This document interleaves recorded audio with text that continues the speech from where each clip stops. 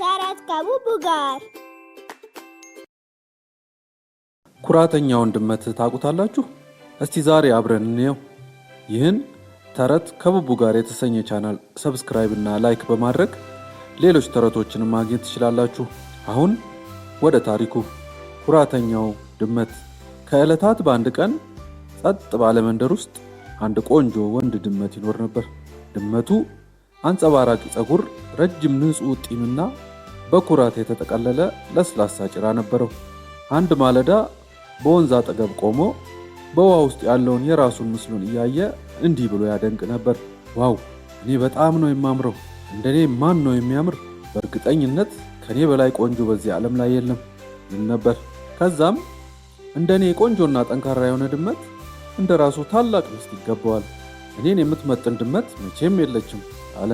ከዛም ትንሽ ዞር ዞር ብሎ የተለያዩ እንስሳትን ማየት ጀመረ። ነገር ግን አንዳቸውም ጥሩ መስለው አልታዩትም። ስለዚህ ወደ ብልሁ ጓደኛው ወደ ቀበሮ ሄዶ ምክር ጠየቀው።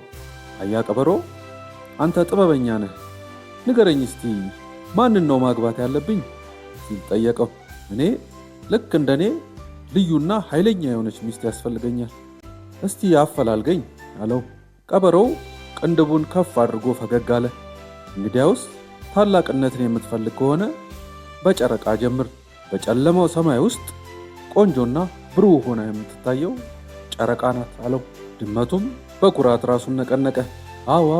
አዎ ጨረቃ፣ የጨረቃን ልጅ አገባለሁ። በቃ እንደ እናቷ ግርማ ሞገስ ሊኖራት ይችላል አለ። ከዚያም ጠየቀ፣ ግን አያ ቀበሮ፣ ከጨረቃ የሚበልጥ ማንም የለም አለ። ቀበሮ ሳቀ። በእርግጥ ፀሐይ የበለጠ ብሩህ ናት።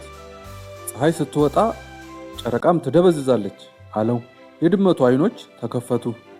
እንግዲያውስ የፀሐይን ልጅ ማግባት አለብኝ፣ እሷ ብሩህ መሆን አለባት አለ። አሁንም ግን ሙሉ ለሙሉ አልረካም ነበር። እናም ዳግም ጠየቀ፣ ከፀሐይ የሚበልጥ ማንም የለም? ቀበሮ በብልጥነት ፈገግ አለ። አዎ፣ ደመናዎች ፀሐይን መሸፈን ይችላሉ፣ እናም ሰማይን ሙሉ በሙሉ ማጨለም ይችላሉ። ድመቱም መለሰ፣ እንግዲያውስ የደመናዎችን ልጅ ነዋ ማግባት ያለብኝ አለ። ግን ቆይ አለ ድመቱ እንደገና፣ ከደመና የሚበልጥ ምንድን ነው? ቀበሮ እንዲህ አለ፣ ነፋስ። ደመናዎችን ወደ ፈለገበት ያነፍሳቸዋል። እንግዲያውስ የነፋስን ልጅ አገባለሁ አለ ድመቱ። ቀበሮው በፈገግታ ጥርሱን አሳየ። ግን እሳት ነፋስን ማቆም እንደሚችል ብነግርህስ አለው። ድመቱም እንግዲያውስ የእሳትን ልጅ ማግባት አለብኛ አለ።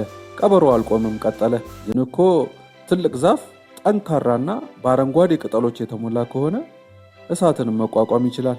እሳቱ ካለፈ በኋላ እንኳን ያንን ዛፍ ቆሞ ታየዋለህ። ድመቱም እሺ እንግዲህ በቃ የዛፍን ልጅ አገባለሁ አለ እያዘነ። ግን ቀበሮ አክሎ፣ በጣም ጠንካራው ዛፍ እንኳን በዝናብ ተነቅሎ ሊጠፋ ይችላል እኮ አለው። በቃ እንግዲህ የዝናብ ልጅ ትሁና ሚስቴ አለ ድመቱ። ቀበሮውም አክሎ፣ ግን ትልቅ ቤት ዝናብን መከላከል ይችላል እኮ አለው። ድመቱ ትዕግስት አጥቶ እየተናደደ እሺ የቤትን ልጅ ላግባ እንግዲህ አለ። ከዚያም ቀበሮው በለሰለሰ ድምፅ እንዲህ አለ፣ ግን ታውቃለህ፣ አንድ አይጥ ከታች ቦርቡራ ትልቁን ቤት እንኳን በቁሙ መናር ትችላለች አለው። ድመቱ ትዕግስት አጥቶ እየተናደደ እሺ የቤትን ልጅ ላግባ በቃ አለ። ከዚያም ቀበሮ በለስላሳ ድምፅ እንዲህ አለ፣ ግን ታውቃለህ፣ አንድ አይጥ ከታች ቦርቡራ ትልቁን ቤት እንኳን በቁም መናር ትችላለች። የድመቱ ጆሮዎች ተንቀሳቀሱ። ግን እኮ አይጦቹን እኔ ማደንና መብላት እችላለሁ አለ። ቀበሮ ወደ ድመቱ ተጠግቶ በፈገግታ እንዲህ አለ፣ ልክ ነህ አቶ ድመት፣ አንተ ወዳጄ ከአይጥ የበለጠ ጠንካራ ነህ። ስለዚህ ከዚህ ሁሉ ፍለጋ በኋላ ምናልባት የምትፈልገው እንዳንተ ያለ ጠንካራ ሚስት፣ እሷም ሴት ድመት ነች አለው። ወንዱ ድመት ለአፍታ ቆመ። ከዚያም ጅራቱ በኩራት ተወዛወዘ።